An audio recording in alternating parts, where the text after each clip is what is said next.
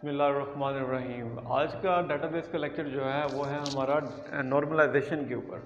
उससे पहले जो हमने डिस्कशन किया है वो बहुत इंपॉर्टेंट डिस्कशन थी, जिसमें हमने डिस्कस किया कि फंक्शनल डिपेंडेंसीज क्या होती हैं, ठीक है। और इसके अलावा हमने देखा कि उन फंक्शनल डिपेंडेंसीज की वजह से ऐसे फंक्शंस जो एक दूसरे के ऊपर डिपेंड कर रहे हैं फंक्शनली, ठीक है, डिपेंड करते हैं, लॉजिकली डिपेंड करते हैं, तो अगर उनको हम डिलीट करें, उनके अंदर जो अनोमलीज हमने देखी थी, इंसर्ट करें कोई न्यू रिकॉर्ड, कोई रिकॉर्ड डिलीट करने की कोशिश करें जी, कोई रिकॉर्ड मॉडिफाई करने की कोशिश करें, उसके अंदर काफ़ी ज़्यादा इश्यूज क्रिएट होते थे। तो थोड़ा सा उसको रिव्यू करते हैं, उसके बाद देखते हैं कि नॉर्मलाइजेशन बेसिकली है क्या चीज़।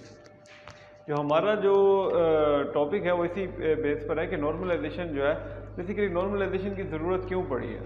लेकिन एक ही मतलब कि डाटाबेस का एक रिकॉर्ड है सिंगल, उस डेटाबेस के रिकॉर्ड के अंदर बार बार डुप्लीकेसी है, उसमें रिडंडेंसी है। उन रिडंडेंसीज की वजह से, उन डुप्लीकेशंस की वजह से, एक तो क्या है, डेटाबेस का जो स्पेस है वो ज़्यादा ले रहा है, मीन्स के ओवरहेड का इशू हो रहा है। उसके अलावा जब उसको वापस एक्सेस करने की कोशिश करते हैं तो वो एक रिकॉर्ड की बजाय हमें मल्टीपल रिकॉर्ड दिखा रहे हैं। तो वो क्या है, टाइम वेस्ट है, एफिशिएंसी उसके अंदर नहीं होती, डेटाबेस बहुत ज़्यादा हेक्टिक हो जाता है, उसका डिज़ाइन बहुत ज़्यादा हेक्टिक हो जाता है।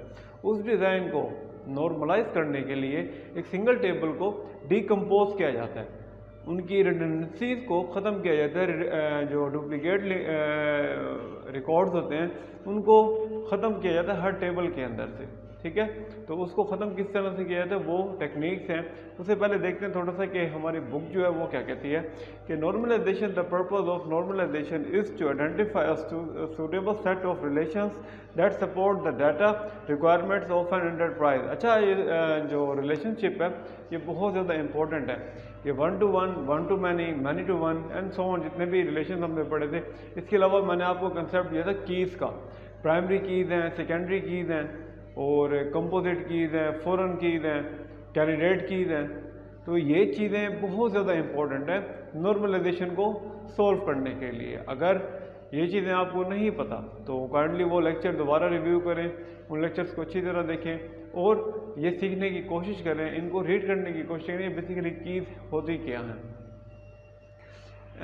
डुप्लीकेशन का मैं आपको बता रहा था, डुप्लीकेशन ख़त्म किस तरह से कर सकते हैं। लाइक जब भी हम डाटा को डिज़ाइन कर रहे होते हैं, रिकॉर्ड इंसर्ट कर रहे होते हैं, तो उसमें मल्टीपल क्या है, रिकॉर्ड्स इंसर्ट कर रहे हैं। हो सकता है कि रो वाइज डुप्लीकेशन हो, ठीक है, रो वाइज डुप्लीकेशन हो सकती है और कॉलम वाइज डुप्लीकेशन हो सकती है। अब रो वाइज डुप्लीकेशन भी हमने ख़त्म करनी है और कॉलम वाइज डुप्लीकेशन भी हमने क्या करनी है, ख़त्म करनी है। किसके अंदर से, हमारे हर टेबल के अंदर से। उन टेबल को डिकम्पोज भी करना है, इरेलेवेंट डाटा जो हो उस टेबल के अंदर उसको उठाएंगे और एक अलग टेबल बना देंगे। मीन्स क्या कि टेबल को जितना ज़्यादा डिकम्पोज कर सकते हैं, इतना ज़्यादा नॉर्मलाइज कर सकते हैं, उस वे तक हम लेके जाते हैं। तो उसका नाम क्या है, नॉर्मलाइजेशन। समझने में आसान है, ठीक है, एक्सेस करने में आसान है, डाटा ओवरहेड नहीं हो रहा उसके अंदर, एफिशिएंसी बहुत अच्छी है, ठीक है, इजीली इंडेक्सेस उसके अंदर डिज़ाइन किए जा सकते हैं। The minimal number of attributes necessary to support the data requirements of enterprise, attributes which closely logical relationship, ठीक है, ये और सारी चीज़ें हम पढ़ चुके हैं कि ये चीज़ें क्या हो सकती हैं। उसके बाद कुछ अनोमलीज का बनाया था, addition attributes for multiple entities may cause problems. कुछ ऐसे एट्रीब्यूट्स होते हैं जो कि ऐड किए जाते हैं, उन एट्रीब्यूट्स की वजह से कुछ प्रॉब्लम्स अकर हो जाती हैं। वो प्रॉब्लम्स क्या है, अनोमलीज है। वो अनोमलीज क्या है, इंसर्ट, डिलीट और मॉडिफिकेशन की अनोमलीज है।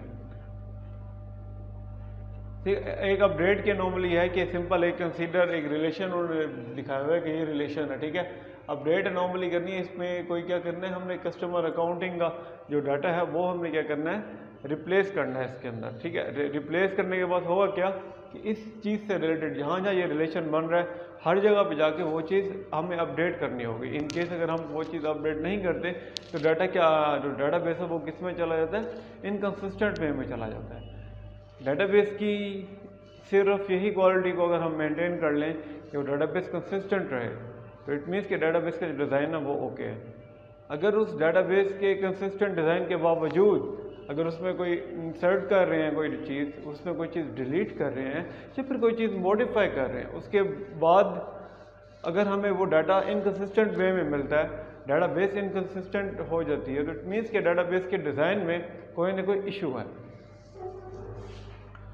ठीक है, नल वैल्यूज़ का भी कंसेप्ट आपको बता चुका हूँ कि नल वैल्यूज़ क्या चीज़ है। फंक्शनल डिपेंडेंसीज का भी बता चुका हूँ। फंक्शनल डिपेंडेंसीज क्या हैं कि function dependency are used to specify formal measure of goodness of relation designs. ठीक है, function dependencies and keys are used to define normal form for relations. Normal form को डिज़ाइन करने के लिए नॉर्मलाइजेशन की फॉर्म्स जो होती हैं, फर्स्ट एनएफ है, सेकंड एनएफ है, थर्ड एनएफ है एंड सो ऑन, इसको डिज़ाइन करने के लिए, इसको आइडेंटिफाई करने के लिए, इसको डिकम्पोज करने के लिए आपको दो चीज़ें लाजमी पता हों। एक फंक्शनल डिपेंडेंसी का कंसेप्ट और दूसरा कीज का कंसेप्ट, बहुत ज़रूरी है ये। ठीक है, इंपॉर्टेंस क्या चीज़ है कि important concept of associated with normalisation functional dependencies describe relationship between attributes could be defined as, for example if A and B दो एट्रीब्यूट हैं और एट्रीब्यूट्स ऑफ रिलेशन आर। ठीक है, वो एग्जांपल जो मैंने दी थी कि भाई ए सबसेट है आर का और बी सबसेट है आर का, तो ये उसको वर्डिंग में लिखा हुआ कि भाई किस तरह से ये हो रहा है कि ए एंड बी दो एट्रीब्यूट्स हैं। किसके एट्रीब्यूट्स हैं? एक टेबल के, रिलेशन के एट्रीब्यूट्स हैं। मींस कि एक एट्रीब्यूट ए का कॉलम है, एक कॉलम बी का है, उस पूरे टेबल का एक नाम दिया हुआ है आर का। ठीक है, B is functionally dependent on A. B किसके ऊपर डिपेंड कर रहा है? Functionally dependent. बी जो है वो फंक्शनली डिपेंडेंट है ए के ऊपर। तो ए क्या है मेरे पास? डिटर्मिनेंट है, और बी मेरे पास क्या है? डिपेंडेंट है। ओके, बी मेरे पास क्या है? If each value of A in are is associated with exactly one value of be in are. ठीक है, अब ये होगा कि ए के अक्रॉस जो वैल्यू बी पे डिफाइन की गई है, पूरे टेबल के अंदर ए के अक्रॉस बी की वही सेम वैल्यू होनी चाहिए। अगर वो वैल्यू चेंज हो गई है, फॉर एग्जांपल वही एग्जांपल जो आपको मैंने दी थी कि एक पे ए की वैल्यू 1 है, ठीक है, फिर कुछ अपना टपल्स में जाते हैं, रोज के अंदर जाते हैं, वहाँ पे ए की वैल्यू 3 हो गई है, मल्टीपल वैल्यूज आ गई हैं। इट मीन्स कि ये वैल्यू कहीं ना कुछ इशू क्रिएट कर रही हैं हमारे डेटाबेस के लिए। तो ये इस तरह की चीज़ें नहीं होनी चाहिए। ये होती है बेसिकली फंक्शनल डिपेंडेंसीज को डिज़ाइन करना, चेक करना। Function dependency is the property of the meaning or semantics of the attributes in a relation। ठीक है, ये क्या जो डिपेंडेंसी क्या करती है? प्रॉपर्टी किसकी है? एट्रीब्यूट्स के रिलेशन की प्रॉपर्टी है। एट्रीब्यूट्स का जो रिलेशन आपस में बन रहा है उनको डिफाइन किया जाता है, उनको बकायदा तौर पे चेक किया जाता है कि इनका रिलेशन बेसिकली क्या बन रहा है। ठीक है, दो किस का रिलेशन आपको बताया था कि प्राइमरी की और फॉरेन की का आपस में बहुत ज़्यादा रिलेशन होता है। ठीक है, एक टेबल की फॉरेन की है तो दूसरी टेबल की प्राइमरी की होगी, उनका रिलेशन बन गया तो वो दो टेबल आपस में रिलेट हो गए हैं। तो इसी तरह एक सिंगल टेबल के अंदर मल्टीपल एट्रीब्यूट्स जो हैं वो भी आपस में एक दूसरे से रिलेट हो रहे हैं। And alternative way to describe the relation between attributes A and B is to say that A functionally determines B. ठीक है, A functionally determines B या B is functionally dependent on A। A determinant है किसका? B का। A is determinant और B क्या है? Dependent है। ये वही चीज़ है कि डिटर्मिनेंट क्या चीज़ है जो आपको मैं बता रहा था कि determinant of a functional dependency refers to the attribute और group of attributes on the left hand side of the row. ये मेरे पास क्या है? डिटर्मिनेंट है, और ये मेरे पास क्या है? डिपेंडेंसी है। ठीक है, डिपेंडेंट वेरिएबल है, और ये मेरे पास क्या है? डिटर्मिनेंट वेरिएबल है। ये फंक्शनल डिपेंडेंसीज बनी हुई है कि स्टाफ नंबर है। ठीक है, और ये आपको जो मैंने बुक दी हुई है उसके अंदर एक ट्रेडिशनल इन्होंने क्या किया हुआ है? एग्जाम्पल उठाई हुई है, एक केस सिनेरियो उठाया हुआ है, प्रॉपर्टी से रिलेटेड क्या उठाया हुआ? केस सिनेरियो उठाया हुआ है। उस केस सिनेरियो को आप रीड करें तो आपको ये चीज़ें इजीली समझ आ जाएंगी कि बेसिकली फंक्शनल डिपेंडेंसीज को डिज़ाइन किस तरह से किया जाएगा। ये आपकी बुक की एक एग्जांपल ली हुई है।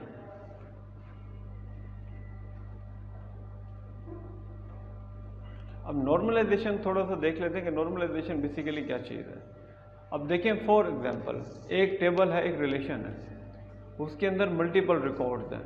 स्टूडेंट की एक सिंपल रिकॉर्ड है, स्टूडेंट का आईडी है, ठीक है, स्टूडेंट का रोल नंबर है, स्टूडेंट का नेम है, स्टूडेंट का क्लास है, ठीक है, और स्टूडेंट का सब्जेक्ट है।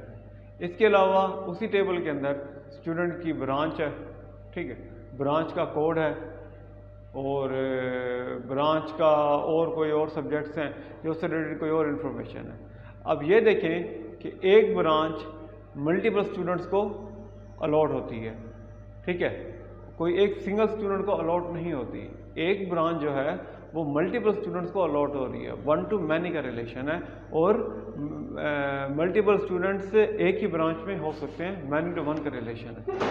तो ये अगर मैं सिंगल एक ही टेबल के अंदर उसको मैं अगर शो करवा दूँ, तो इट मीन्स कि डाटा की डुप्लीकेसी बहुत ज़्यादा आ जाएगी, डाटा के जो डुप्लीकेट लिंक्स है वो बहुत ज़्यादा हो जाएंगे। हो सकता है कि 50 स्टूडेंट हैं, वो सेम ब्रांच में पढ़ रहे हैं, ठीक है, सेम ब्रांच में उन्होंने एडमिशन लिया हुआ है, तो क्या उनके ब्रांच का जो इंफॉर्मेशन है वो चेंज होगी? उनको टेबल के अंदर जो एंट्रीज हैं वो क्या वो चेंज होंगी? नहीं चेंज होंगी।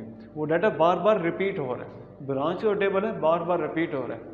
क्यों ना हम कोई ऐसी पॉलिसी अपनाएं, क्यों ना कोई हम ऐसी कोई टेक्निक अपनाएं कि इसको उठा के अलहदा करते हैं। वो क्या करते हैं कि उस टेबल को डिकम्पोज करते हैं, ब्रांच वाला जो डाटा है उसको उठा के एक अलग टेबल में इंसर्ट करवा दिया, और जो स्टूडेंट वाला टेबल है उसको अलग कर दिया। एक टेबल का नाम रख दिया, रिलेशन का नाम रख दिया स्टूडेंट, और एक टेबल या रिलेशन का नाम रख दिया क्या? ब्रांच, और वो आपस में एक दूसरे से इंटरलिंक है, उनका एक रिलेशन बना होगा आपस में। तो बेसिकली नॉर्मलाइजेशन जो है वो इसी चीज़ का नाम है। अब नॉर्मलाइजेशन की डिफरेंट टेक्निक्स हैं, ठीक है, अब वो टेक्निक देखते हैं। फॉर एग्जांपल फर्स्ट नॉर्मलाइजेशन क्या कहती है कि डुप्लीकेसी ना हो सिंगल रो के अंदर, ठीक है, और सिंगल कॉलम के अंदर कोई भी चीज़ जो है, कोई भी एट्रीब्यूट जो है, कोई भी रिकॉर्ड है वो डुप्लीकेट ना हो, रिपीट ना हो रहा हो।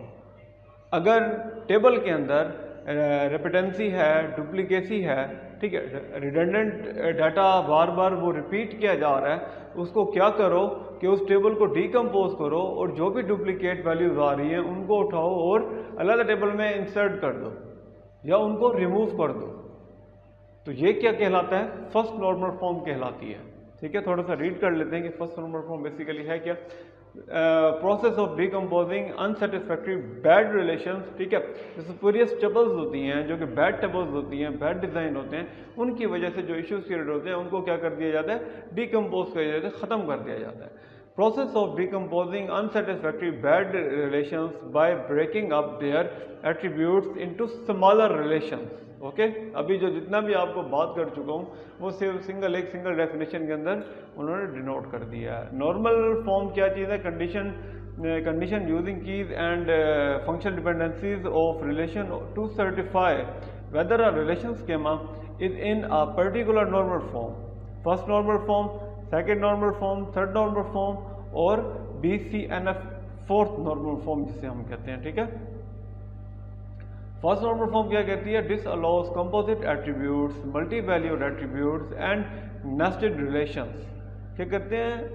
हम एक ऐसी, फॉर एग्जांपल एक मेरे पास टेबल है, टेबल पे मैं क्या कर रहा हूँ कि मेरे पास क्या है, सिंपल एक स्टूडेंट का टेबल है। उसमें क्या है कि एक रोल नंबर का कॉलम है, एक स्टूडेंट नेम का कॉलम है और स्टूडेंट की क्लास का एक कॉलम है। हम 3 कॉलम ले लेते हैं, बहुत सिंपल सा टेबल एक सेट कर लेते हैं। Roll number 1 name Ali, class computer science. Roll number 2 name Faheem, class computer science, ठीक है। रोल नंबर 3 या फिर दोबारा roll number 1 name Ali, class computer science. अब जो रिकॉर्ड जो रो नंबर 1 पे और रो नंबर 3 पे 2 डाटा बिल्कुल सेम हो गए, 2 डाटा क्या हो गए हैं, 2 रिकॉर्ड्स क्या हो गए, बिल्कुल सेम हो गए हैं। तो मेरे पास क्या है कि मल्टी वैल्यूड एट्रीब्यूट्स और कंपोजिट एट्रीब्यूट्स और सेम वैल्यूज को क्या करना है?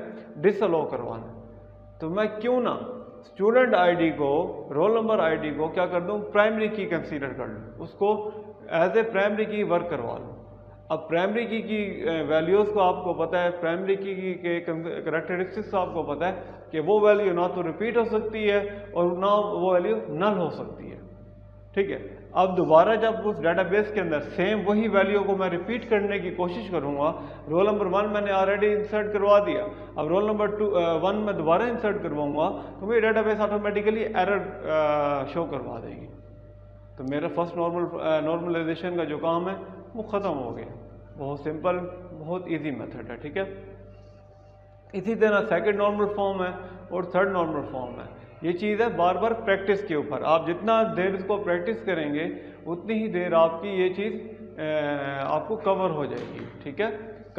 ये चीज़ समझने के बाद जितना भी आपको ये चीज़ें कवर करनी है आपने, ठीक है। इसको बार बार प्रैक्टिस करना है। जितना भी आपने रीड कर चुके हैं, लाइक फर्स्ट नॉर्मल फॉर्म में, उसमें थोड़ा सा और रीड कर लेते हैं कि attributes whose values for an individual tuple are non atomic, ठीक है। नॉन एटॉमिक है ऐसे एट्रीब्यूट जो हैं, वो एट्रीब्यूट जिनकी वैल्यू नॉन एटॉमिक है, जो डुप्लीकेट वैल्यूज आ रही हैं, ठीक है। हमने याद रखें, हमने डाटाबेस को क्या करना है, कंसिस्टेंट वे में लेके जाना है। ये प्रॉपर्टीज़ जो आपको मैंने पढ़ाई थी, एसिड प्रॉपर्टीज़, जिसका एक्रोनिम एसिड था, ACID था, वो सारी प्रॉपर्टीज़ हमने फुलफिल करनी है। उन प्रॉपर्टीज़ के बगैर हमारा डाटाबेस जो है वो कभी भी कंसिस्टेंट नहीं रह सकता, ठीक है। Considered to be a part of the definition of relation, first normal form is defined is the definition of relations या tables itself. This rule defines that all the attributes in a relation must have atomic domains. atomic domains होने चाहिए, ठीक है। अब atomic domain का मतलब क्या है कि लाइक प्राइमरी की है, प्राइमरी की क्या है, आपने एक रोल नंबर सेट करवा लिया, ठीक है। डोमेन को जब आप डिफाइन कर रहे हैं, डोमेन डिफाइन करने का मतलब क्या है, जब आपको मैं कॉन्फ़िगरेशन या फिर इसकी प्रैक्टिकल प्रैक्टिस के अंदर लेके जाऊंगा, उसमें क्या होता है कि हम वेरिएबल्स को या फिर जो करैक्टर होता है वो डिफाइन कर पाते हैं कि वो आया इंटीजर है, वो आया कि अल्फ़ाबेटिक्स हैं, ये वो दोनों का मिक्सचर है। तो ये बेसिकली क्या है, डोमेन का नाम है, मतलब उस डोमेन के अंदर आइडेंटिफाई करवाना। उस डोमेन को मैं अगर प्राइमरी की कंसीडर कर लूँ तो उसमें क्या होगा, ऑब्वियस ही बात है, कोई ऐसा स्पेसिफिक नंबर, कोई ऐसा स्पेसिफिक एट्रीब्यूट जो कि स्पेसिफिकली हर स्टूडेंट के अक्रॉस प्रोवाइड किया जाएगा। वो क्या हो सकता है, रोल नंबर हो सकता है, वो क्या हो सकता है, अगर सिंपल एक कैंडिडेट का देख लें, सिंपल देख लें, CNSE नंबर हो सकता है आपका, CNSE नंबर चेंज होता है सबका, रोल नंबर सबका चेंज होता है, ठीक है। तो ये बेसिकली क्या है कि आपके डिफरेंट डोमेन्स के अंदर ये वर्क हो रहा है। सिंपल बहुत ही एक एग्जांपल दी हुई है कि देखें, ऊपर प्रोग्रामिंग दी हुई है और अपना वेब है, एक कोर्स है और एक कंटेंट है, एक रिलेशन है, उसके अंदर दो एट्रीब्यूट्स हैं, कोर्स और कंटेंट का। प्रोग्रामिंग के अंदर आप देखें कि जावा और C++, ठीक है, मल्टी वैल्यूड एट्रीब्यूट्स को डिसअलाउ करवाना है। ये देखें, ये पढ़ें, मल्टी वैल्यूड एट्रीब्यूट्स को डिसअलाउ करवाना है, ठीक है। प्रोग्रामिंग क्या है, जावा, C++, वेब में आप क्या दें, HTML, PHP, ASP। अब करना क्या है कि इसको फर्स्ट नॉर्मल फॉर्म में लेके जाना है। तो होगा क्या कि इन सब को ब्रेक कर देना, डीकम्पोज कर देना इस तरह से, इसको डीकम्पोज कर देना है इस टेबल के अंदर। इट मीन्स कि वो फर्स्ट नॉर्मलाइजेशन कंप्लीट हो गई आपकी, ठीक है। वैल्यू कभी रिपीट ना हो, रोज कभी रिपीट ना हो, कॉलम्स कभी रिपीट ना हो। दो किस्म की रिपीटेशन होती है, दो किस्म की डुप्लीकेसी होती है, रो वाइज डुप्लीकेशन और कॉलम वाइज डुप्लीकेशन। तो ये दोनों चीज़ें हमें पाक करनी है, पाक साफ करनी है डाटाबेस के अंदर से। तो ये आपका फर्स्ट नॉर्मलाइजेशन फॉर्म है, ठीक है। तो आज के लिए इतना ही, और ये आपको उम्मीद करता हूँ कि फर्स्ट नॉर्मलाइजेशन आपको समझ आ गई होगी। इसको अच्छे से देखें, पढ़ें। अल्लाह हाफ़िज़।